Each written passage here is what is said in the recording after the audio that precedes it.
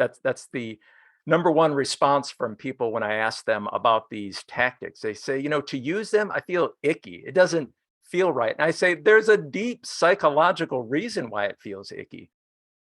You are listening to Amplify Your Success Podcast, episode 288. And today, let's discover a unique way to retain customers and get more traction with your webinars using surveys. You ready for this? Let's get started. Welcome to the Amplify Your Success Podcast. Get ready to ramp up your revenue, amplify your impact, and make your mark in the world. This is the show for experts, thought leaders, and service professionals who want to shatter their limits and achieve that next level. You're going to find out from other experts and influencers how they made it.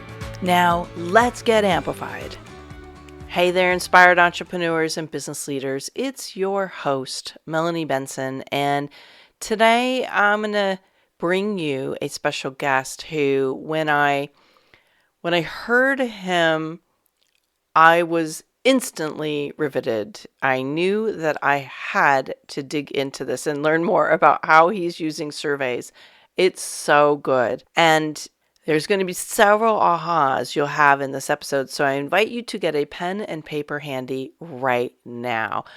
And this episode brings to mind the power of always looking for that slight edge to expand the reach of your work and to be intentional about helping the audience you serve engage and actively consume the knowledge you have to share with them. Look, we cannot solve their problems. We cannot help them achieve these goals that you are put on this planet to help people achieve and learn from you if we are not helping people overcome their natural environments that keep them stuck in a path that is not serving them. So tools like this that we're going to talk about today are a great way to do that. But I also want to throw out an invitation to you that if you are feeling like you're burned out, your work is not lighting your fire anymore, you're feeling disconnected from the opportunities that are in front of you, like nothing's just kicking in for you as exciting, chances are you have been holding yourself small, and you're most likely operating in what many of my clients call it just like this treadmill of minutia, right? Like you're just on this treadmill doing the things you're supposed to do next. And what often happens is you lose the connection to your fire. I know I've certainly danced with this over the last 22 years. I've had several clients like bump up against this, like, I'm just done. Like, I can't do this anymore. And the opportunity is to tap back into your greater why and get reconnected to your magic. I call this going into an expansion. It's like sometimes we need to expand our capacity. We need to expand the reach of our work. We need to like be in an expansive state. And I have opened up 3 VIP expansion days to help entrepreneurs who have a business but aren't sure that they're doing what they're put on this planet to do, and they're feeling kind of burned out and wondering like what it's going to take to get to that next level. If that's speaking to you, I would love to hear from you, and let's book a fast track call and see what it would look like for you to move into this expansive, amplified energy that makes you irresistible and compelling and just makes everything fired up and back in your joy. So you can reach out on any of the platforms, you can email us, or you can head right over to amplifyaudit.com and fill out the request to meet with me. Okay, let's drop into the episode. Amplifiers, I have a very exciting conversation to share with you today. We're going to be talking about using science to up the engagement on your webinars, enroll more people in your live events, and keep your customers engaged forever. Let me introduce you to a new friend of mine, Dr. Matthew Champagne. He's often known as Doc. He has been a researcher, a scientist, and a serial entrepreneur. He was named Technology Visionary by Survey Magazine for his pioneering work merging psychology and technology to create unique customer feedback solutions. When not ranting about poorly designed surveys, I hope you didn't look at any of mine. Matt can be found scuba diving, cruising with his family, or playing keyboards in his rock band. Rock band? What? I'm learning something new about you. What is the name of your rock band? Hey, Melanie. Well, actually, the band broke up. It was called Shades of Gray that we had for many years. So I just sit in on a lot of other people's bands when I can at bars and stuff. How fun. I always love when people have that music hobby, which becomes a job for so many people, but I love it. Well, just a little backstory for our listening audience today. I heard you give a talk and I was enraptured. I was really intrigued. I was very moved by what you shared about how to make our webinars perform better, how to really connect with people in a new way in the webinar. And what many of us talk about is webinars aren't working the way they used to. Webinars are not really interesting to people. People are not sticking around for it. And you had some really cutting edge and I think unique solutions. And so that's what we want to highlight today. But you have a lot of things you do really well. And so we could probably talk for 2 hours and not cover half of what you do, right? That's true, but it's all it's all back to the basics. That as we'll talk about today, a lot of this just goes back to years of research. It's all based in the science. So when the tactics and things kind of fall apart and people get too tech savvy and are ignoring your message, then we turn back to the psychology that we know works. Yeah, it's almost like what we're talking about today and what you're really good at is merging science, technology, and psychology so that you stand out. And so while we're talking about standing out, I think if I asked every single fan of Amplify Your Success, all of the people I work with, they would say their number one challenge and opportunity is to get heard above the noise. So let's talk about what you're up to with this science meets psychology meets technology and how this is helping people stand out in what's often a very crowded market. Sure. For an example, when I stepped into this digital marketing world about 8 years ago, all the talk, and it still is today, about the tactics to get people to buy your stuff, such as, you want to hit them with some reciprocity, and then you show them the social proof, and then you establish your authority, and then you give them scarcity. And I went along with that as well, because I'm like, oh, this is how you do it, right? Mm-hmm. And we find those tactics are less effective over time, but they ignore what people truly want. When you, in terms of a human perspective, what people really want to know is that their voice was heard. They want to know they made a difference. They want to know how they compare to others. And so if you think about tactics and strategies, you want to focus on those things. How do you, explain to your audience that you hear them, that their voice was heard, how they compare to others? And I found the best way of doing this is through survey, which is kind of strange because everyone hates surveys and we're surveyed every day of our lives. But that's for those that are doing it poorly, as you know. But we should talk today about how to do it well, so as to bring on these great "what's in it for me's" from your own audience. So I love this, and I actually don't mind taking surveys when they're designed well, right? When they're not like 30 questions that take me an hour to fill out. And I always loved, I'm sure you've seen these as well, the well-meaning people who send you $1 in an envelope. You're like, can you take the survey? I'll send you $1 for your time. I'm like, dude, my time is so not worth $1. Yeah, I need about 100 more of these. But I think what the opportunity here is, and you got me really curious with this, how do we give our community a voice, and what's the payoff for us? So as we start to look at new ways to connect with our audience, like, what do we learn? What makes things better for us when we take the time to include surveys in our different steps of marketing and selling? Yeah, exactly. Well, I think of it, I call it the survey conversation. So that's the first mindset I teach. is think of it as a conversation, and think of your audience as you're on a first date. What sorts of questions do you ask on a first date? You certainly don't ask your date 30 questions in a row like they do on your survey, and they don't turn it into a transaction like handing you $1 to fill this out. We want to make it more relationship based. Like, why would you answer my questions? Well, because I'm going to share with you the results of other like-minded professionals just like you answer these same questions. That would be worthwhile. So that's how we start off every conversation, is telling people, look, I have nothing to give you that's worth your time on earth, right? But if you will answer this one question, I'll share with you what others have said so you can see how you compare. And then I'll take action. I'm going to show you how I took action on that.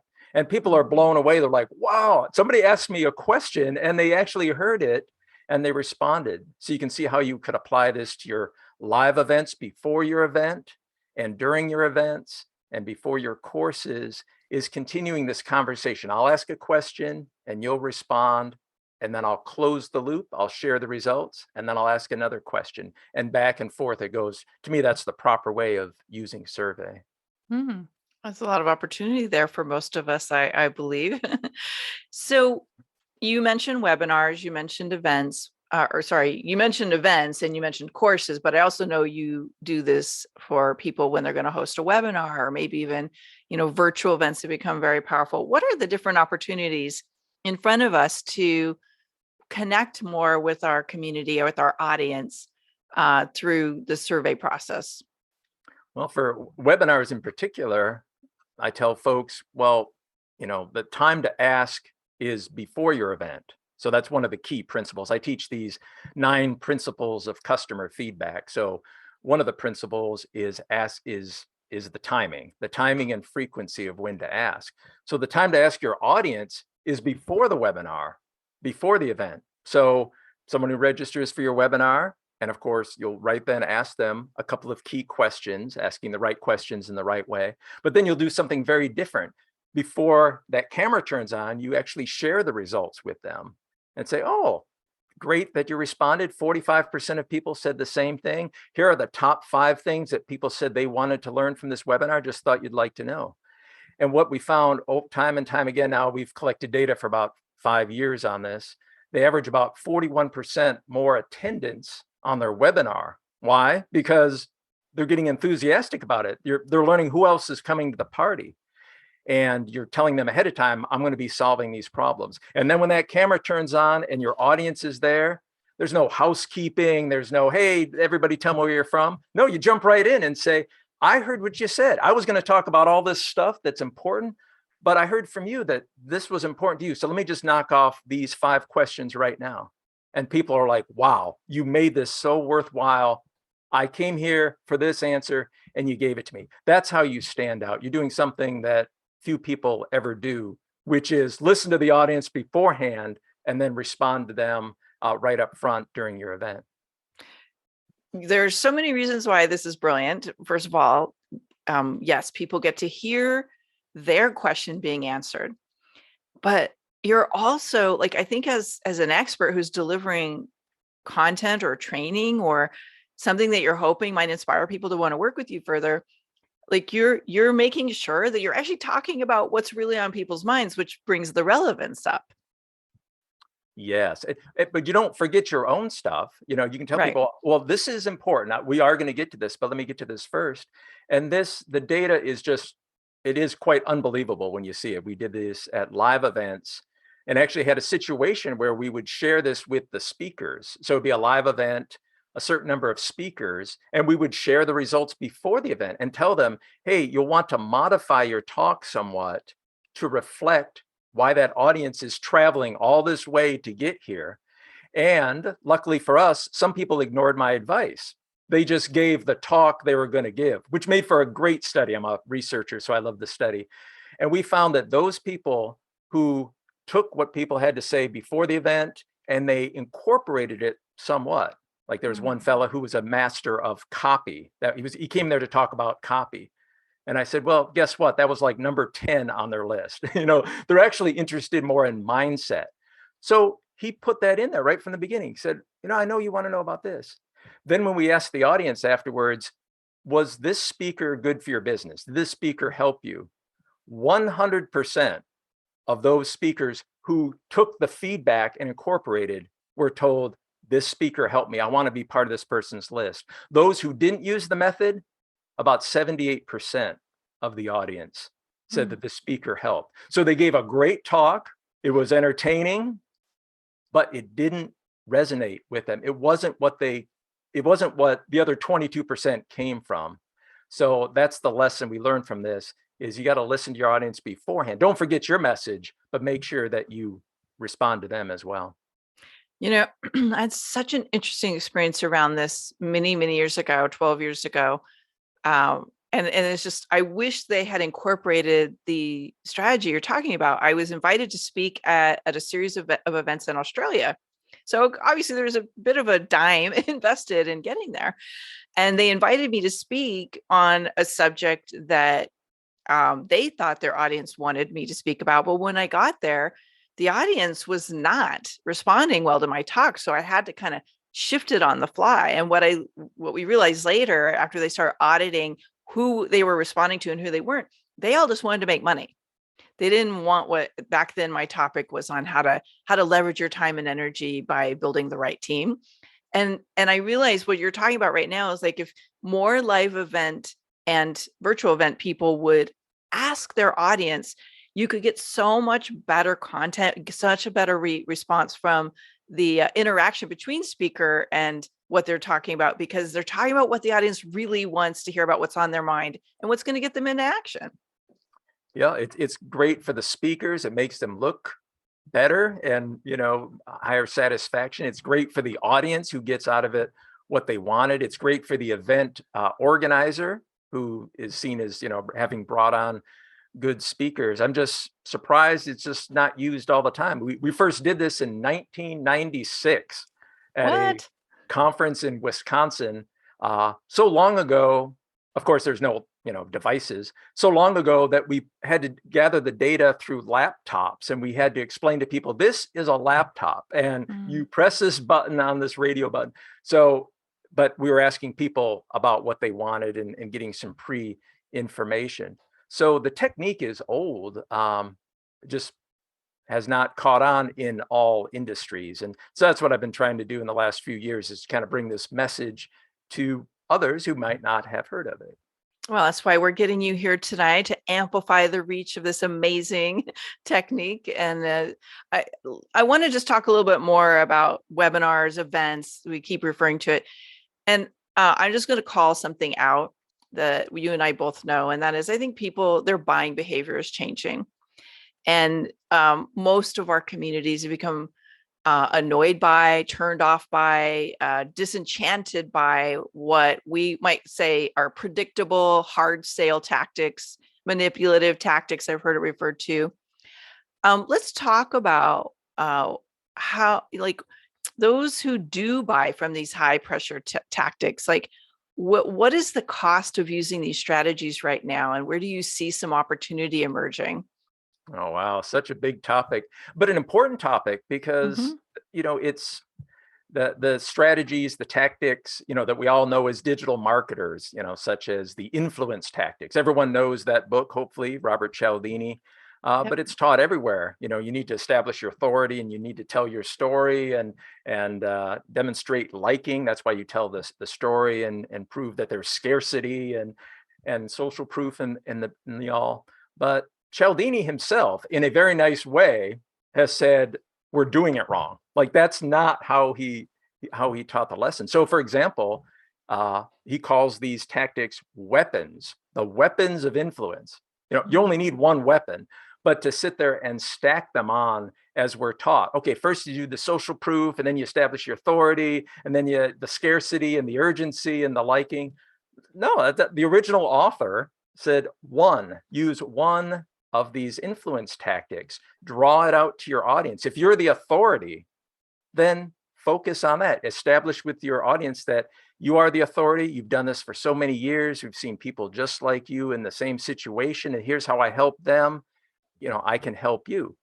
If you don't have that authority, then you use a different influence. You might use social proof. But that's what happens, that notion that this feels icky. That's the number one response from people when I ask them about these tactics. They say, to use them, I feel icky. It doesn't feel right. And I say, there's a deep psychological reason why it feels icky. So it feels icky to them to do this because it feels high salesy. And then when we ask people from the audience, which I've done for I don't know how many times, the results are always the same. If you ask people, do you like to be sold in this way? Like, this person is using social proof and authority. Do you like to be sold in this way? 50% or more say, no, I don't like to be sold by this in this way. I don't, I think less of this person. This makes me, not want to buy. And I'm like, well, this is strange. The tactics that are meant to get people to buy actually make people not want to buy. So, but that's the reason, is we're using these tactics incorrectly. Yeah. And that makes perfect sense, because I teach people how to craft and establish their authority. But as you said, like, we're not stacking 1,000 different, tactics on top of each other. You lean into one, and then, like, I'm all about relevance. And I think what you're talking about here is, how do you connect with people in a relevant way? Because they feel, A, you care enough to ask, and then B, you're actually telling them about what they need to know. And that's where it feels to me like the rapport is established and the connection is built. And that makes them more interested in what you might have other than that to help them solve their problems. Yeah. So now you're looking, you appear different. You're standing out, and what you're describing is standing out. And Cialdini has said something similar, in that he says you want to be a detective of influence, of the influence tactics. A detective meaning you have determined, what your audience wants to hear. If you're the authority, or if you have a lot of customers, you might want to draw out social proof. If the offer is really scarce, then of course you'd focus on that principle. He said, don't be a smuggler of influence. That's not a very nice word. That's what he calls folks who stack all these and try to throw on every, we all know about fake urgency and fake scarcity, and that's not right.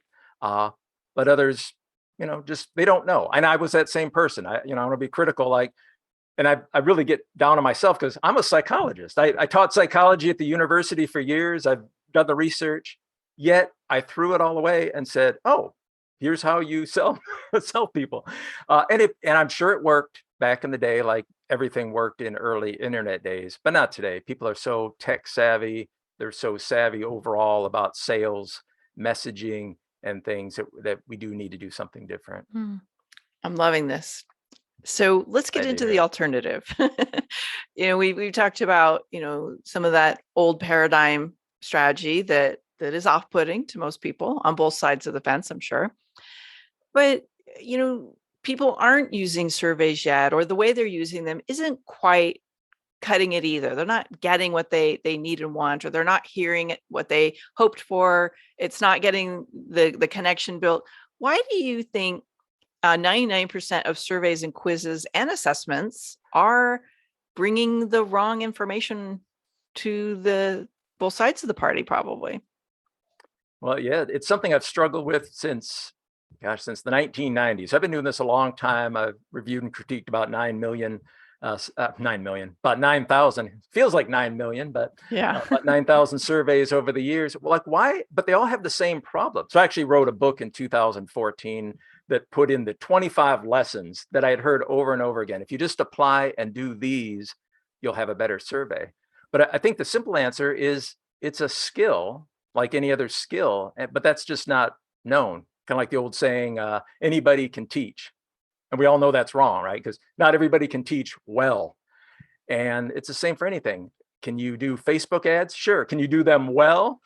Not too many people can. Everything's a skill, and surveys are exactly the same. There's a lot of mathematics that go on with surveys, the psychometrics, how to structure the response scale so it matches the question, how to, those anchors that are on the scale. There's a lot of details in there, but few people understand that, because they've got SurveyMonkey and they've got Zoomerang, they got Question Pro, and there's some 85 or 90 free tools out there that help you just create a survey. So we put questions into it, but there's so much missing. And I think that's where it falls apart, is just not knowing that there's a particular skill and there's a cadence to this, and there's a lot that goes behind it, because the survey is meant to be like X-ray vision of your audience's head, your patients, your clients, your customers, your members, but it only works if it's done in a certain way, just not a skill that's taught. Yeah. Well, let's talk about what they are leaving out. So, I've heard you talk about this, and I found this fascinating. What is it that every survey is leaving out that if they were integrating it, it could like bring their response rate back up? Oh gosh, there's a huge topic. I guess, I mean, there's some structural things, there's some quick tips. So this notion of survey conversation is one of those. Okay. So if you just think of, it's not a one-time ask, which is what everybody else does, right? We're never going to get a chance to ever talk to our customers, so let's ask all 30 questions today. It's a conversation. So if you have that kind of mindset, think of that person as a first date. You wouldn't ask, hey, do you have decision-making authority, and how much money do you make? No, you wouldn't ask that on a first date. You'd probably start off with something a little, kind of gradually work your way up. So those are good mindsets to have. And then a third one is read through your survey. Would you want to fill this out? And that is such a funny exercise. I work with, companies we all know, FedEx and General Motors and Verizon and such, and have those people who have spent all these tens of thousands of dollars on their survey say, hey, can you fill out your own survey? And they're like, wow, this is bad. Like, yeah. So you want to know, it's got to be worth their time. So the questions have to be relevant. There should be questions that you shouldn't ask questions that you already know the answer. That's so frustrating for us. So my job as the survey guy is to get people to maximize their response rate, get as many people to fill it out as possible. But what do we all think when we get a survey? You just bought a car, and then the first survey question is, dear valued customer, first question, what's your name? You're like, oh, great. What's your email address? Oh, you mean the one you just sent the survey to? Click. But that happens all the time. We spend money at restaurants, at hotels, and in services from our favorite, digital marketing guru. And they ask questions that we think, you should know me. I'm your customer. I'm your best customer. Yet the survey you asked me shows me you don't know who I am. So there's so many things that could be done, just not even knowing the technical stuff, just from that perspective, that can get more people to respond to you. And you just look like, the kind of person you want to look like to your audience. I want to come back to this idea of wrapping a survey around a webinar or masterclass to improve the connection, to, increase the potential for buyers, all the good stuff, right? So let's say, all right, Matt, I'm going to try this out. Do you have, I know there's probably several questions, but do you have one favorite question that every person who's hosting a webinar should ask, or some version of it that would easily improve results? Sure. I'll give you my favorite, and then I'll tell you one never to use. Oh, I love it. Okay. A bonus. Okay. So my favorite is something along the effect of, what would make attending this event totally worth your time? Because to me, that's it. Why would I fly to this event and stay in uncomfortable hotel beds? Or why would I spend 3 days virtually with you? Like, what would make it worth my time? And it's just, the responses, of course, are totally unrelated to the topic that you were going to give, which is great. That's what you want to hear. So they'll pull things from the title, so it is kind of relevant, but then others are kind of off the wall. And what we do, and what I tell my clients as well, is you address what you can, but then you even tell them stuff you couldn't answer. So I have people on stage that will say, you know what, we answered all your questions, but some of you asked about supply chain management. I don't know anything about that. Is there anybody here that knows? Oh, you? Okay, who asked that question? Oh, you? Okay, why don't you two get together at lunch and talk about that? And they're able to connect, even though they don't know the answer, they can find people in the audience that know the answer and then steer others to them. And people are like, oh my gosh, this person is the best. And that's what you want, because you knew ahead of time there are things you couldn't address. And you can do this on your webinar too. I'll start off with an opening slide that says, here are the 4 things you asked that I have no idea. But I know Melanie Benson, and she is a pro at this. Here's where to find her. And David Newman's a pro at this. And then people are like, wow. And they might even click out. They're like, oh, that's what I needed to know. And they leave. But you would think that, but they don't. They stay engaged. That's one of my favorite pillars, if you will, of amplifying business is collaboration. What a powerful way to amplify the collaborations that you have, introducing your collaboration partners to people who want answers to questions that are asking. So, little side note. But you said there's going to be one thing to never ask. What's that? Yeah. Well, I mean, I come across these questions all the time that, just they have legs and I don't know why. So one question never to ask at your webinar is, what is the biggest challenge you're facing right now? So that's bad for several reasons. One is you haven't clearly defined, what's the biggest challenge? Well, what if somebody writes, oh yeah, I haven't been able to solve the Rubik's Cube in under 3 minutes. And you're like, oh, no, I didn't mean that. So what's the biggest challenge facing what? Your finances, your relationships, your health. So it's a difficult question because you'll get a smattering of answers, some that are irrelevant. And also is a difficult question. You never want to put the words like most or least or restricted. You say, what's the biggest challenge? Well, now people have to stop and think and go, okay, well, let's see, there's this and that. Now, I don't know what the biggest it was. This one bigger than that? Okay, now you've lost them. When you ask a question, it should be like a first date. Your first date shouldn't have to like struggle through and think of, well, what did they mean by this? Then your date leaves. So the best way to address this is say, what is a big challenge facing your revenue at this point? Or what? So you clearly defined it, and then people go, oh yeah, I need to hire a developer. Boom. And now So don't ever ask that question. What's the biggest challenge you face? It has to be further defined, and give them some allowance instead of using the most or least or the one thing. Is let them give a free form answer. Yeah, that's great advice. So really the bottom line is ask better questions. You're going to get better answers. Exactly. and a better experience for everyone. Yes. That's well said. Man, I could talk to you forever, and I have a million other questions, but I promise my listeners we keep this short and sweet. So tell me, what would be the best place for someone to go deeper with you, to maybe get some of their questions answered, to be able to really integrate these practices of surveying properly for the different ways they're going to bring an audience together? Yeah, absolutely. In fact, we put together just a gift for your audience. And I put that at MatthewChampagne.com. That's my website, MatthewChampagne.com/amplify. And if you go there, you'll see the 9 principles of customer feedback. And go there and download. I don't even think there's an opt-in. I think you just take it. But compare that with what you're currently doing. You'll see the 9 principles, such as have a single purpose for your survey, closing the loop, as we've been describing.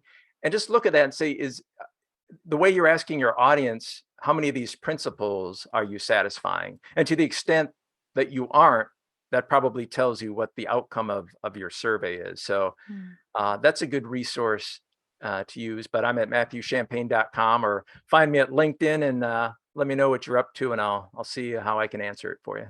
Yeah, great resources. So MatthewChampagne.com/amplify to download, which I highly recommend.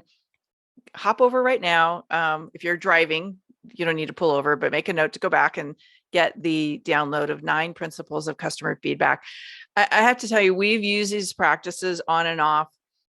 We have a masterclass we're running right now, which, Matt, I really appreciate you bringing this, because I'd forgotten some of this. And so we're going to bring it back, and I'm going to let you know how it works, because this idea of being able to deepen the connection And I want to know what's on people's minds. I want to make sure I'm answering the questions that are most front of mind for them. So I'm so appreciative that you joined me today to share this. Now, this is the time in my conversation where I like to kind of go back to some of the important moments in your trajectory. You've mentioned that you've been doing this for a while. So my guess is you probably had some pivots, some challenges to overcome, maybe something really bold that you decided to do to grow the reach of your business. What would you say? Here's what I want to ask you. What was the biggest pivot you ever had to make as you have grown and adapted over the years? Gosh, well, I guess it might be cheating a little bit, but it was just early in my career. I was a professor of psychology at a university in New York, and I ran a laboratory on this new thing called e-learning, which was distance learning. There was this new thing called the World Wide Web, and we were, evaluating the early courses that were being done on this. But we discovered what we're talking about survey and how to improve things. And my own university didn't fund it or would not fund it. They said, this internet's not safe. Faculty at colleges will never want to, you put their information online and such. So I left higher ed. I took my 3 smartest grad students and we started a company that was actually turned out to be the first web-based course evaluation tool out there. But it was difficult to do because at the time that was so strange. And now today, of course, everyone's disengaging and dropping out. But back in the 90s, I got put in the local newspaper. I think the headline was something like, insane professor leaves tenure track job for, startup company. It was kind of looked down on. I was like, well, what are you doing throwing away your career to do this? And I was like, well, I asked my wife and she said she'd support me and away we go. So that was a bold move. I haven't done anything quite that bold since then. It's just like, free fall out there, but there wasn't much support because even the word entrepreneur, I never even heard that word. I don't think that was used back then. It was just kind of a weird thing to do. But we did it. I'm glad we did it because it really set me on this trajectory where I'm at today. Yeah, what an interesting story. I mean, I remember the first time I ever heard about the web, and I was working in a Fortune 500 company, and one of our VPs was like telling me the special project he was on of how to bring what we did to the internet, and I'm like, they what? It's like it was for all of you younger generation who have lived with the internet your entire life. There was a time it didn't exist and we were all wowed as it emerged. And I think many of us didn't quite know what to make of it until all of a sudden it took off. So it's a great story. Appreciate you sharing it. Okay, last question. What is one thing you wish you would have done sooner once you became an entrepreneur that you now know really positively impacted the growth of your business? Well, I think it's, I mentioned earlier about not following what I knew. I was following what the guru said, this is how you get people to sell. And it turned out it was psychology that I already knew. Like I set aside all my years of education and training and research and what I already knew about the field to say, well, somebody else must know something I don't. And I look back, the moments of regret in my business, they're all the same. They're all those times I left this decision up to somebody else. I said, oh, this is a huge, huge decision. I better go to somebody else and have them make it for me. And each time was a disaster. And I was like, I could have made that disastrous choice myself. And it would have been okay because I made it. So, it's kind of a theme. Hopefully I won't do this again, but that's what I tell people. It's like, make the choice yourself. Even if it's the wrong choice, it's still your choice. And those are the moments of regret I had over the years. Delegating your decision making to someone else when you could have made the same disastrous or better decision yourself. That is very powerful. Thank you for sharing that with us. I love this conversation. And Matt, you're brilliant at what you're doing. And I can't wait to see how people incorporate this idea of getting a conversation going with their customers to improve the results of their webinars, their events, but also to just increase that lifetime connection with the customers who really need and want us. So thank you, thank you, thank you. Again, head over to MatthewChampagne.com/amplify if you'd like to get access to his 9 principles of customer feedback. So Great. thank you Thanks so for having much, me on, Melanie. Matt. You're welcome. Bye now. Thanks for tuning in today, Amplifier. Be sure to join us right now in the Amplify Your Authority community at authorityamplifiers.com, and I'll share my 7 proven tips to be a highly paid expert that stands out in a crowded market. Plus, we're going to keep this conversation going, and I want to hear from you how you're going to amplify your authority and make a greater impact. Before you go, please take a minute to give our show and our guests some love over on your favorite podcasting platform. Subscribe, rate, and review. Leave your full name, and I'll spotlight you and your authority on social media.